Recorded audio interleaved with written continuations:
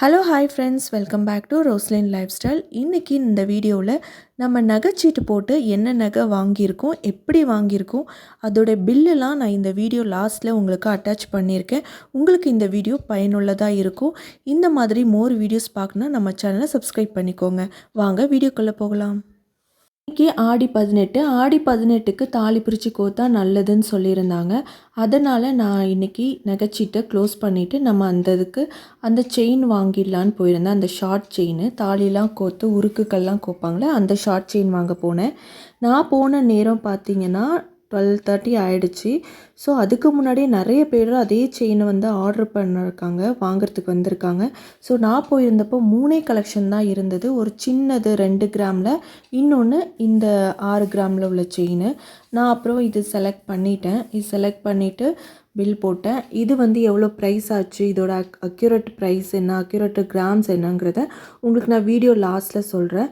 Balance இருக்கிற கிராமுக்கு நான் இந்த டெய்லி வரைக்கும் நம்ம கம்மல் எடுக்கலான்னு வந்திருந்தேன். பார்த்தேன்னா அழகாக இருந்துச்சு. ஆனால் பார்த்திங்கன்னா நான் செலக்ட் பண்ணது ரொம்ப ஜாஸ்தியானதாக இருந்தது. சரி, ரிங் சைடு போயிடுவோம் அப்படின்னு போய் பார்க்க போனோம். அதில் எனக்கு ஒரு ரிங் பிடிச்சிது. ஆனால் கொஞ்சம் மில்லி ஜாஸ்தியாச்சு.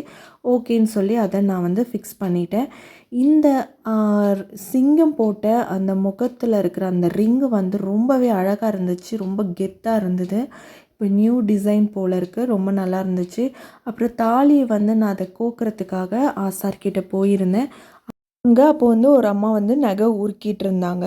அவங்க உருக்கிட்டு வேறு ஒரு செயின் வாங்க போகிறேன் அப்படின்னு சொல்லிகிட்டு இருந்தாங்க. உங்களுக்கு இந்த மாதிரி நகை உருக்கி மற்ற நகை வாங்குறதுல உங்களுக்கு இஷ்டம் இருக்கான்னு சொல்லுங்கள். ஆனால் எனக்கு இதில் உடன்பாடு கிடையாது. ஏன்னா நம்ம நகை ஒரு சேவிங்ஸாக வாங்குகிறோம். அதை திருப்பியும் வாங்கும் போது நமக்கு அதில் லாஸ் தான் ஆகும். ஸோ நம்ம எடுக்கும் போதே ஓரளவுக்கு பார்த்து எடுத்துக்கலாம். அதை உருக்கிட்டு நம்ம திருப்பியும் வேறு நகை வாங்குறதுல நமக்கு லாஸ் தான்.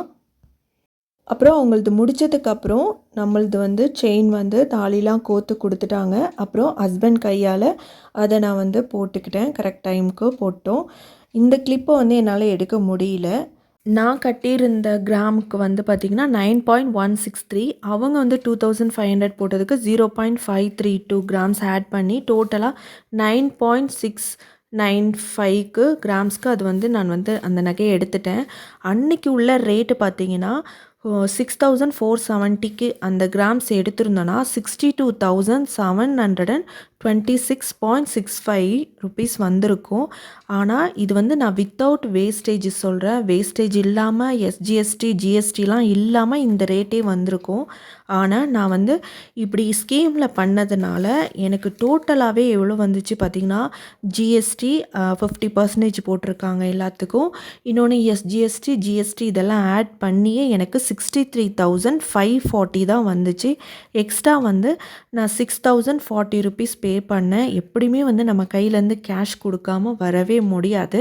ஸோ இந்த அமௌண்ட்டு பே பண்ண அது என்னென்னு பார்த்தீங்கன்னா ஜிஎஸ்டி அமௌண்ட்டு ப்ளஸ் வேஸ்டேஜ் இந்த அமௌண்ட்டை பே பண்ணி தான் நான் எடுத்துகிட்டு வந்தேன். டோட்டலாக நான் 57,500க்கு நான் பே பண்ணியிருந்தேன். மாதம் 5,000னா 11 மந்த்துக்கு 55,000. அவங்க 2,500 ஆட் பண்ணாங்க. ஸோ 57,500. ஆனால் நமக்கு ரேட்டு பார்த்திங்கன்னா 62,726 வெறும் நகையோட அமௌண்ட்டு மட்டுமே. ஓகேங்களா? இது அப்போ நம்ம ஸ்கீம் போட்டு பண்ணுறது நமக்கு ரொம்ப லாபம். இதே மாதிரி நீங்களும் ஸ்கீம் போட்டு பண்ணுங்கள். அப்போது நமக்கு நகை சேவ் பண்ண முடியும். இன்னொன்று இப்போ புதுசாக கொண்டு வந்திருக்காங்க 50% வேஸ்டேஜ்லேயும், இன்னொரு ஸ்கீம் பார்த்திங்கன்னா 0% வேஸ்டேஜ்லேயும். இது ரெண்டுமே கிராம்ஸில் தான் அவங்க ஆட் பண்ணிக்கிறாங்க.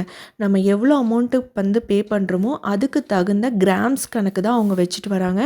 நான் உடனே இது கையோடையே 0% வேஸ்டேஜில் நான் ஒரு சீட்டு போட்டு வந்திருக்கேன். நெக்ஸ்ட்டு இதே மாதிரி ஆடிப்பெருக்குக்கு நம்ம வேறு ஏதாவது ஒரு நகை எடுக்கலாம் அப்படின்னு.